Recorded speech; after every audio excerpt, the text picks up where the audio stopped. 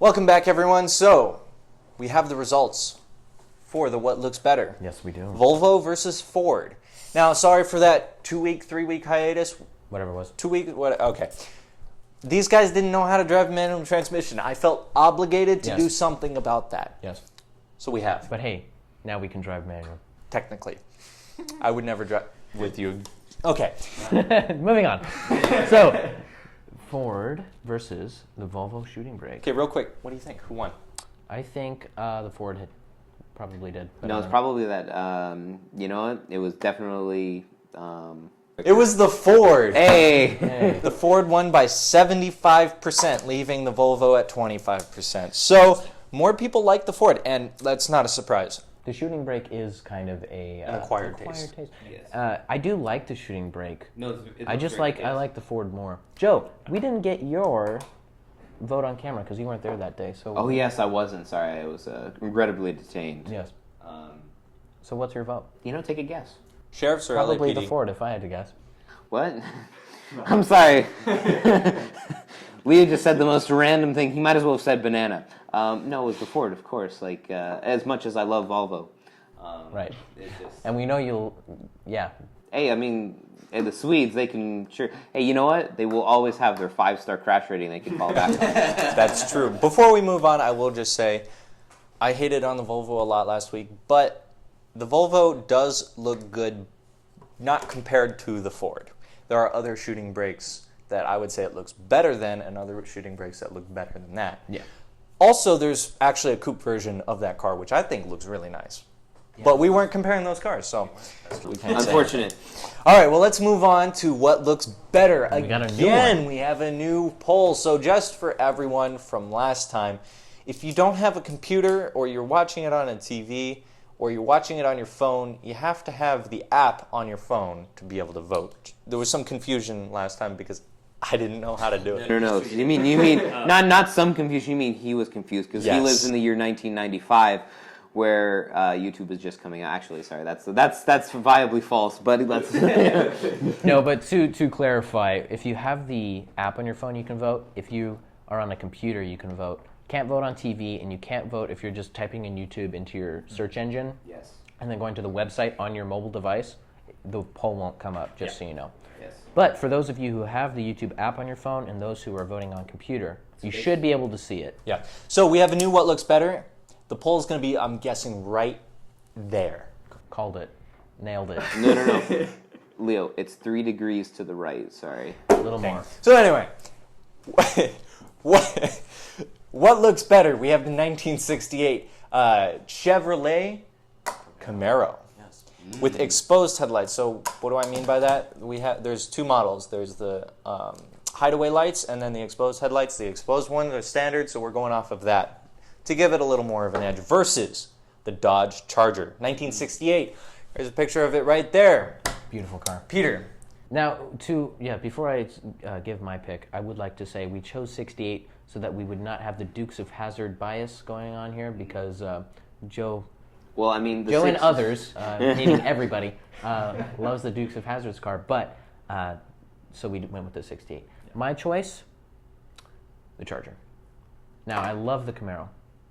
And I love the Camaro even more with the hideaway headlights. Yeah, no. But there's something about that Charger.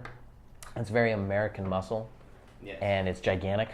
And I love the grille, and I love the face of that thing. I love that car. It looks mean. Looks mean. I'm going to go complete opposite from you. I actually prefer the exposed headlights. Okay. I prefer the sleekness of the Camaro and how it's more compact and more sports car-ish. And I prefer, actually, I don't really like the grille of the Charger. I'm going to take some heat. How dare you, sir? So my vote is for the Camaro. Okay, Joe. So mine, you know what? That's going to have to be the Dodge Charger, sorry. Okay, tell me why. Bullet. Okay. Sorry. So why do you not like hideaway headlights?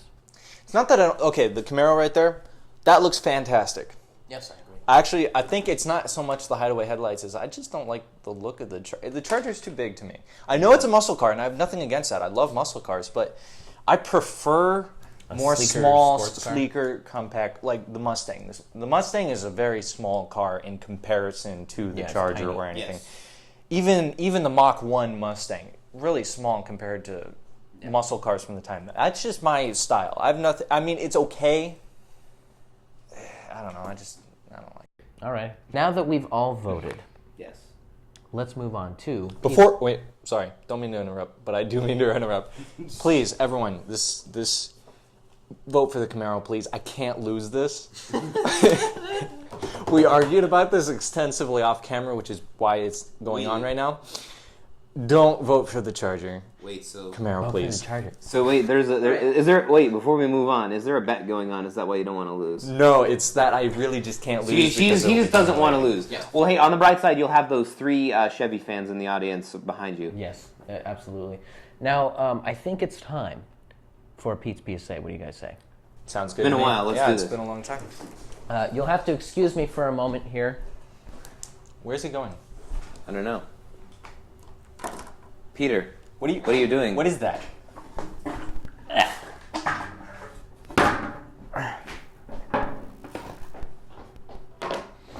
He is struggling hard here to bring in the sign. It's heavier than it looks.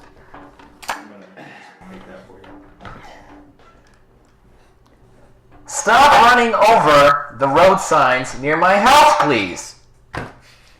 Now, it's come to my attention recently. Can everybody see this? This is a road sign that I found in the middle of the street for about the 5th time.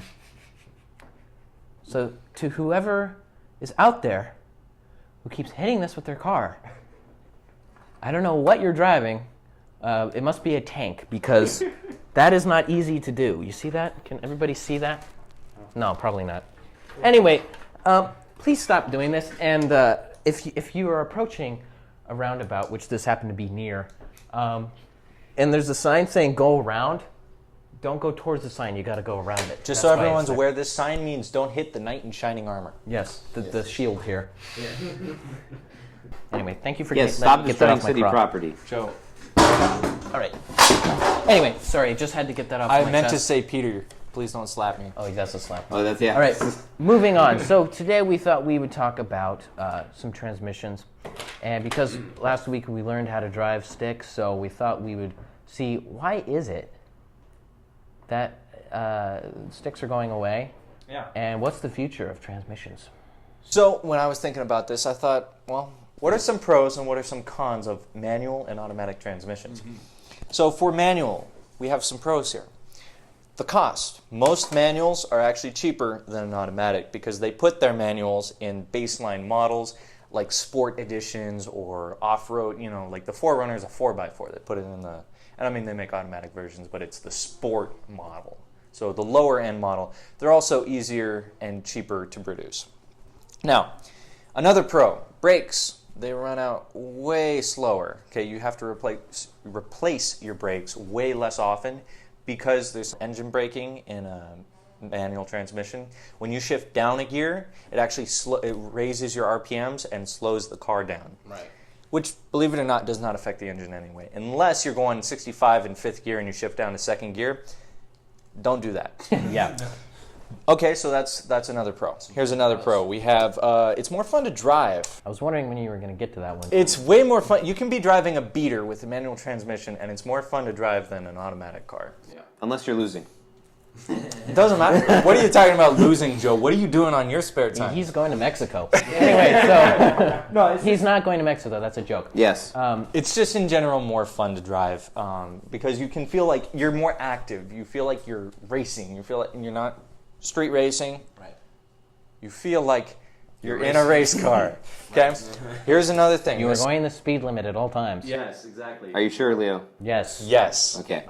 Okay, so here's another pro.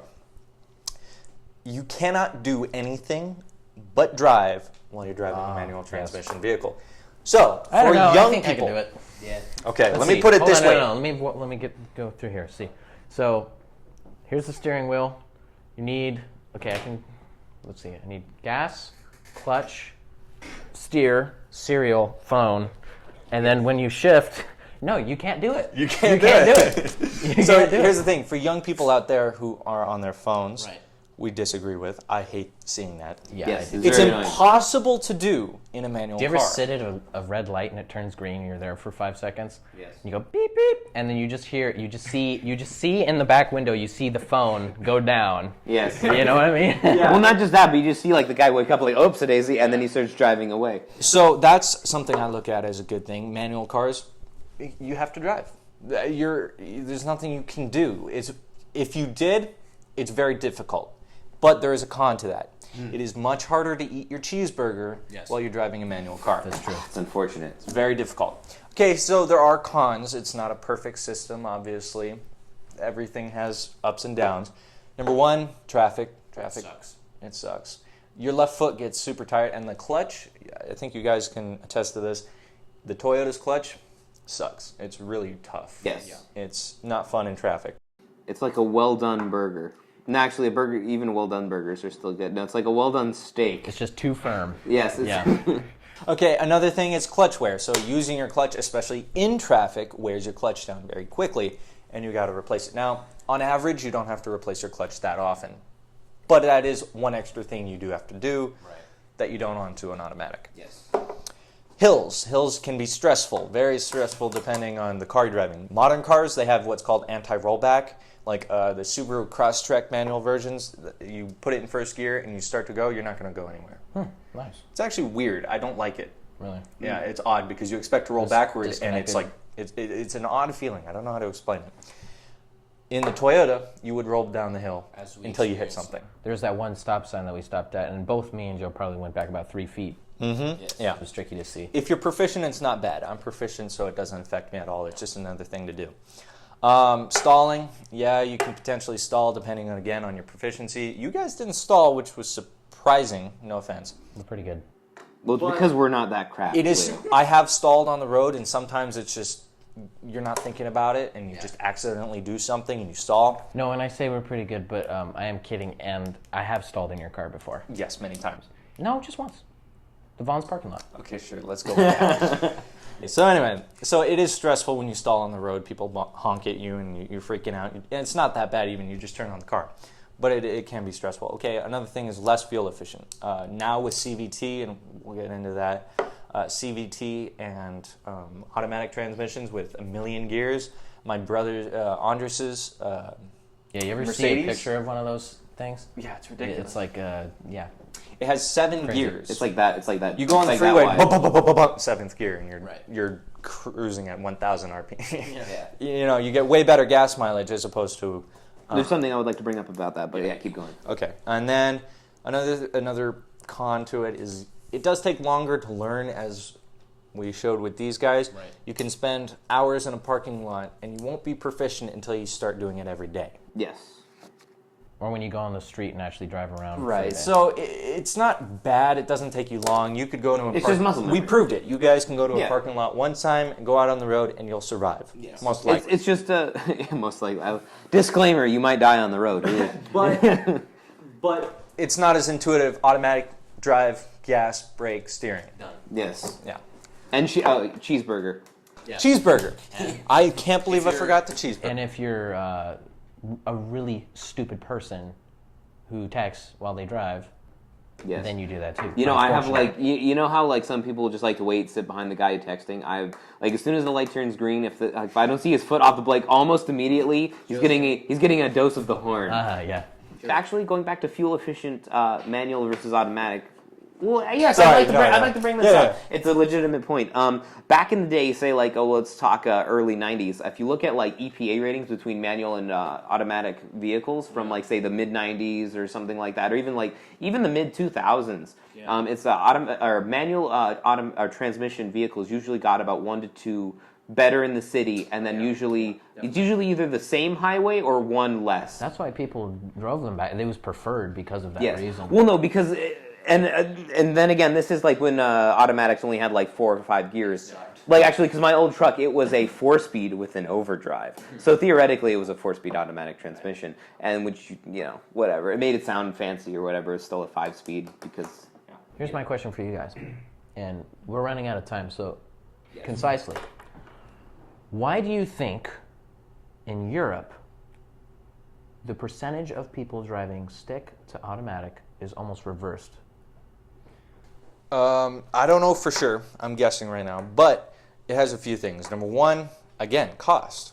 It's cheaper. Another thing is what was the? Because traffic there sucks. Depending on where. Okay, Sucks. here's the thing. If you own a car and you live in Paris, it sucks. But most other, when I was in Switzerland, no traffic ever on the highways. Not Los Angeles. So it didn't suck there. Didn't suck. Yeah. Okay. But the culture is also different there. Well, because it's probably the cultural difference. I mean, out here it's just. I think they actually prefer driving. I think so. You know, I would like to drive What I meant was they actually enjoy driving. Perhaps. Well, I enjoy driving too, but I mean. That's a good question. I really don't know why. You know, I wonder if we have any European viewers. If you know. That would be interesting. Yes. Also, the whole 25 subscribers that we have. Hey, 35. 35 now. Ooh, really? Oh, dang. That actually is funny because I mentioned putting it in gear at a red light, or rather a green light. In Europe, they go green, yellow, red, yellow, green. So they do yellow on both. Interesting. And I think, and this is a guess, that they do that to give you time to put it in gear before green. Because for me, when it turns green, I got to put it in gear now. Yeah. Unless I'm looking at the light next to me, okay, that one's yellow, I'm going to put it in gear. Well, yes, you can actually determine how long you have by just paying attention. Yeah. Weird concept there while you're driving, paying attention. Yeah. Well, we kind of got We got a little Sidetracked. carried Oh, away yes. there. So, point- CVTs, I don't think we've talked about those The last yet. thing I want to say before we go, supposedly CVTs are going to be more common with the cars coming up. Now, I just want to say, Toyota, if you're listening, and I know you are, Yes, we have Toyota. please don't do that. Please don't do that. And if you're going to do that, figure out a way to make it last 500,000 miles. Because I love your cars because they last for 500,000 miles if you take care of them. Your transmissions are great. Your engines are fantastic. You go CVT, I'm not interested. Yes. Yep, CVT, for everyone out there who doesn't know. Until they're good. Continuously variable transmission goes to about 100,000 miles, and then they recommend you replace your car because it uses belts instead of gears. Yes. But you get infinite gear ratios. Isn't that awesome? Whoa! No, whoa, dude. That's Whoa, sick. bro, that's I don't sick. care. It does give you way better gas mileage. But is it worth Actually, it to you know get what? a new car every 100,000 miles? You know what? Actually, to be honest with you, the ratings of gas mileage between the CVT, yes, it's better, but it's not like whoa, bro, that's out of this universe better. It's It can be. It can be. I don't care. The EPA ratings that I've seen, no, it's better, but it's not fantastically better. We'll have to check that and look it up. But the one more thing too regarding CVTs is I forgot my point entirely. Oh, this is what I wanted to say. Do you think my iPhone, as you can see, I'm recording audio right here, is an iPhone 5 SE. It's I don't know how many years old. Works fine. I'm not replacing it ever. I'm going to keep it forever. That is my personal preference. Your family heirloom. Maybe it's kind of like with iPhones where people just buy new ones every year and they don't care to have their car forever. Yeah. Maybe it's similar with cars. So Well, yeah, because I guess people just want a change of scenery every once in a while. I mean, Well, most people these days lease their cars. It's That's actually, very true. I find it more common, the people around me lease their cars. It's not all the way across the board, but a lot of the time. Yeah. no, exactly. Well, exactly, and that's why you see a lot of like used cars. Like if you go to a dealership, that's why you'll see like used cars, and it's like 3 years old or like 1 year old, like because people just like I guess get bored of it. And which doesn't make sense to me at all because it's so much money you're throwing down the toilet. Just basically, buy a car you like Exactly. right out of the gate. and then use it forever. yeah, until it exactly. dies. Do some research and then find out what you like, what you need, what you like, and then find the car that best fits that. And there is so many infinite possibilities of cars out there. There is a car for you. Yeah. Well, okay, we're out of time. Yes. We rambled on a lot today. So, vote in the poll. That's going to be right the there. little eye I'm icon. calling it. My finger's Yes. going to be right Well, no, above because it. doesn't it pop up? Like you can make it pop up at certain times in the video. Yes. Certain times of video, Yes, exactly. We'll have it pop up. I don't know now. Sounds good. Vote. All right, let's go. I'm done. All right. See you next See week. you next week. All right. Finally. Beauty. All right. Oh, we weren't rolling. God. You're joking. Yeah.